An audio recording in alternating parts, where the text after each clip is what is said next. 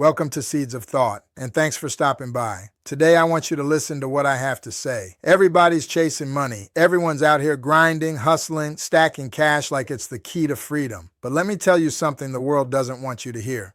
It's not about the money, it's about the power. Because money is paper, power is presence. Money is a tool, power is identity. And until you understand the difference, you'll always feel broke, even with cash in your hand.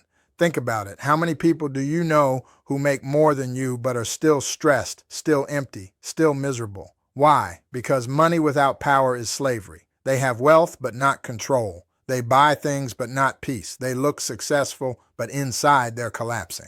Money can vanish with a bad investment, a lost job, a market crash. But power, real power, self-mastery, influence, resilience cannot be stolen. There are lottery winners who lose everything in 5 years because they had money but no power to manage it. Compare that to someone like Oprah, who built power and money became a byproduct. So what is real power? Power is choice. The ability to say no when everyone expects you to say yes. Power is discipline. Doing what needs to be done even when you don't feel like it.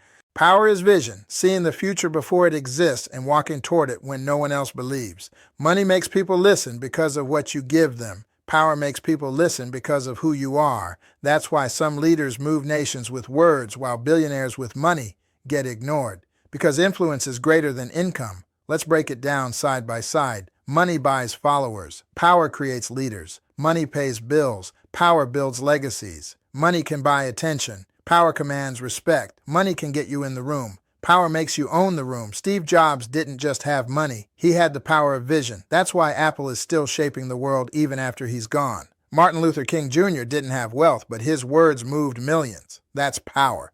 Compare an influencer who buys likes with cash versus one who speaks truth and commands a movement. Which one will last? That's power over money. So how do you stop chasing money and start building power? Here are 4 principles. 1. Master yourself. If you can't control your habits, your emotions, your time, you'll always be controlled by others. 2. Protect your circle. Money attracts crowds. Power attracts loyalty. Choose who stands around you carefully. 3. Speak with authority. Every word you speak either weakens or strengthens your influence. Mean what you say and say what you mean.